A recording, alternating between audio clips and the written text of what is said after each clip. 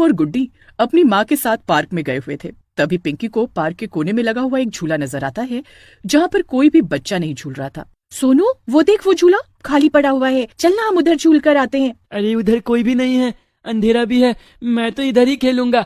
सोनू के मना करने के बाद भी पिंकी उस झूले के पास जाने लगती है। जैसे ही पिंकी झूले के पास पहुंचती है, झूला खुद ब खुद हिलने लगता है। अरे, यहाँ तो कोई भी नजर नहीं आ रहा, फिर ये झूला कैसे हिल रहा है? पिंकी अभी सोच ही रही थी कि तभी वो झूला हिलना बंद हो जाता है और पिंकी जाकर उस झूले पर बैठ जाती है। पिंकी के बैठते ही झूला एक बार फिर हिलने लगता है। कुछ साल पहले जब यहाँ पर ये पार्क नहीं था तो उस झूले की जगह पर एक बड़ा सा पीपल का पेड़ होता था। उस पेड़ पर एक रंगीली नाम की चुड़ैल 100 सालों से रहा करती थी। इस जमीन पर एक चिल्ड्रन पार्क बनेगा और उसी पार्क में ये बड़ा सा पीपल का पेड़ भी रहेगा। जल्दी से इस पार्क के प्रोजेक्ट पर काम शुरू करो। लेकिन सर, बच्चों के पार्क में ये बूढ़ा झुका हुआ पेड़ रखना सेफ नहीं होगा। अगर कल को ये पेड़ गिर गया तो बहुत बड़ा हादसा भी हो सकता है। इसलिए मेरी मानिए तो ये पेड़ गिरवा दीजिए। बात तो तुम्हारी बिल्कुल ठीक है। बच्चों के पार्क में इतना बड़ा रिस्क नहीं ले सकते। तुम इस पेड़ को कटवा कर उसकी जगह एक अच्छा सा झूला लगवा दो, ये जगह भी यूटिलाइज हो जाएगी। जब पेड़ पर रहने वाली चुड़ैल ने ये बात सुनी तो उसे बहुत गुस्सा आया। मेरा पेड़ काटोगे तुम लोग? ये पेड़ मेरा घर है और मैं अपना घर किसी को गिराने नहीं दूंगी। जो इस पेड़ को काटने आएगा उसे मैं छोड़ूंगी नहीं। अगले दिन कुछ मजदूर पेड़ काटने आते हैं और कुल्हाड़ी से पेड़ पर वार करने लगते हैं। जैसे ही मजदूर कुल्हाड़ी से पेड़ के तने पर वार करते हैं, पेड़ का ऊपरी हिस्सा टूटकर मजदूर के ऊपर गिर जाता है। अरे मर गया रे! अरे बहुत दर्द हो रहा है, अरे कोई तो मदद करो। मजदूर की चिल्लाने की आवाज सुनकर उसके साथ काम करने आए मजदूर और अस्पताल लेकर भागते हैं। आज उनका काम मजदूर को चोट लग जाने के कारण रुक गया था। लगता है ये लोग ऐसे नहीं सुधरेंगे। आज इन लोगों का मैं ऐसा हाल बनाऊंगी कि इस पेड़ के पास आना ही भूल जाएंगे। चुड़ैल जाकर एक मजदूर को जोरदार तमाचा मार देती है। तूने मुझे थप्पड़ मारा ना? अरे तुम्हारा दिमाग खराब है क्या? मैं यहाँ पर अपना काम करने आया हूँ, तुमसे झगड़ा करने थोड़े ना आया हूँ। मैं तुम्हें झापड़ क्यों मारूंगा? देख, झूठ मत बोल, अभी अभी तूने मुझे मारा। अरे काम करने आने से पहले भांग चाट कर आए हो क्या? सुबह सुबह मेरा मूड मत खराब करो, जाकर अपना काम करो। हाँ, पहले मजदूर को समझ में नहीं आ रहा था कि आखिर उसके मुंह पर अभी अभी चाटा मारा किसने। तभी फिर से उसके मुंह पर जोरदार चाटों की बरसात हो जाती है। अरे अरे कौन है यहाँ? कौन मुझे चाटे मार रहा है? कोई दिखाई तो नहीं दे रहा। पहला मजदूर अभी सोच ही रहा था कि तभी कुल्हाड़ी छीनकर चुड़ैल नीचे फेंक देती है। अभी अभी किसी ने मेरी कुल्हाड़ी मेरे हाथ से छीनी है। अरे कौन है यहाँ? दिखाई क्यों नहीं दे रहा? अरे जो भी है सामने आओ ना। क्या हुआ हरिया भैया?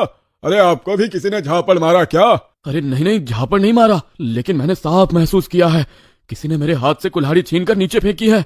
कोई तो है यहाँ। मैं भी तो यही कह रहा हूँ ना भाई साहब, मुझे भी कोई बहुत देर से चाटे मार रहा है, लेकिन नजर कोई नहीं आ रहा। अरे भैया, हमको तो लग रहा है कौन भूत प्रेत का साया है इस पेड़ पर। भूत का नाम सुनते ही श्यामू और हरिया की डर के मारी घिघी बन जाती है। अरे भागो रे भागो, जरूर इस पेड़ पर किसी भूत प्रेत चुड़ैल का साया है। भागता कहाँ है?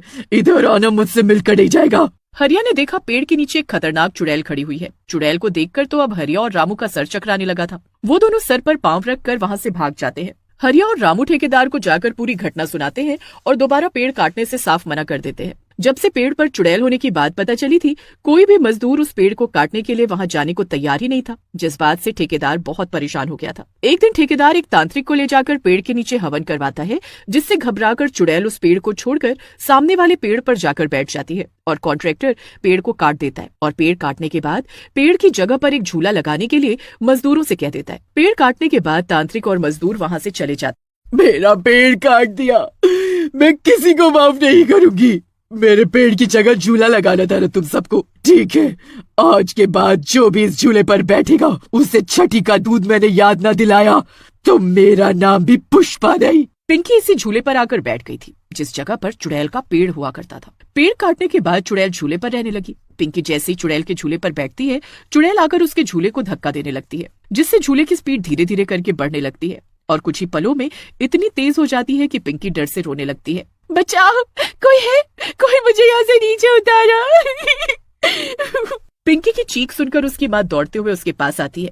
अरे बेटा, इतनी तेज झूला झूलने की क्या जरूरत थी? अगर अभी गिर जाती तो कितनी चोट लगती, कुछ पता भी है? माँ, मैंने तो झूले को हिलाया तक नहीं, पता नहीं कैसे अपने आप झूला इतना तेज तेज हिलने लगा। अगर आप मुझे बचाने नहीं आती तो मैं पक्का झूले से गिर जाती और मुझे चोट भी लग जाती। पिंकी को रोते हुए देख उसकी माँ उसे प्यार से चुप कराती है और बाकी बच्चों के पास ले जाती है। पिंकी जाकर सोनू के झूले को जोर जोर से धक्का देने लगती है। अरे पिंकी, क्या हो गया है तुम्हें? मेरे झूले को इतना जोर जोर से धक्का क्यों दे रही हो? अरे मैं गिर जाऊंगा, हटो यहाँ से। सोनू के शोर मचाने पर पिंकी को गुस्सा आ जाता है और वो सोनू को झूले से नीचे धक्का दे देती है। माँ देखो, पिंकी ने मुझे झूले से नीचे धक्का दे दिया। ये क्या कर रही हो पिंकी बेटा?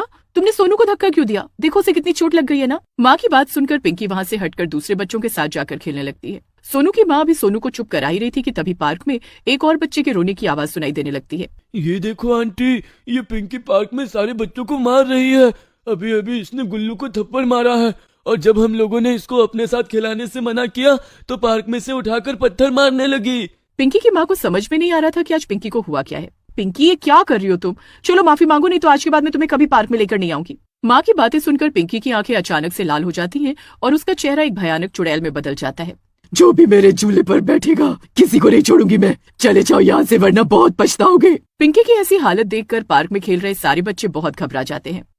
चुड़ैल, मेरी बेटी ने क्या बिगाड़ा है आपका? अरे वो छोटी सी बच्ची है, मैं तुम्हारे आगे हाथ जोड़ती हूँ, मेरी बच्ची को छोड़ दो। अब मैं तेरी बच्ची का पीछा कभी नहीं छोड़ूंगी। जा जाकर सबको कह दे, जो भी इस पार्क में आएगा उसका वही हाल होगा जो तेरी बेटी का हुआ है। पिंकी की माँ रोती हुई अपने बच्चों को लेकर पार्क से चली जाती है। बाकी के बच्चे भी डर कर अपने अपने घरों को भाग जाते हैं और पिंकी फिर से जाकर इस झूले पर झूलने लगती है। पिंकी की माँ गाँव में आकर, अरे शनु काकी, शांति बहन इधर आओ, बहुत बड़ा अनर्थ हो गया, कोई मेरी मदद करो। अरे क्यों शोर मचा रही है? क्या हुआ? साफ साफ बताना।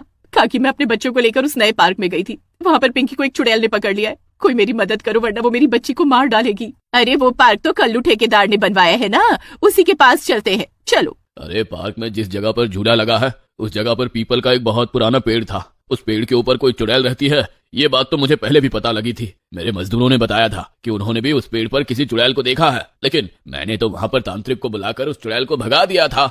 मुझे तो यही लगा था कि वो चुड़ैल अब वहाँ से चली गई। उस तांत्रिक को फिर से बुलाओ, अब वही मेरी बच्ची को उस चुड़ैल से आजाद करेगा। तांत्रिक पार्क में जाकर एक बार फिर से हवन करता है तो चुड़ैल पिंकी के शरीर से निकलकर उसके सामने आकर खड़ी हो जाती है। चला जा तांत्रिक, वरना इस लड़की के साथ साथ तू भी मरेगा।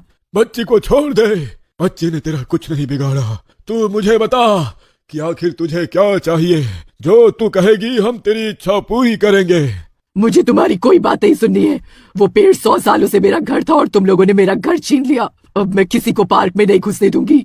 अब ये पार्क ही मेरा घर है और जो मेरे घर में घुसेगा उसको भुगतना पड़ेगा। तुम पिछले 100 सालों से भटक रही हो। अगर तुम चाहो तो मैं तुम्हें मुक्ति दिलाने में तुम्हारी मदद कर सकता हूँ।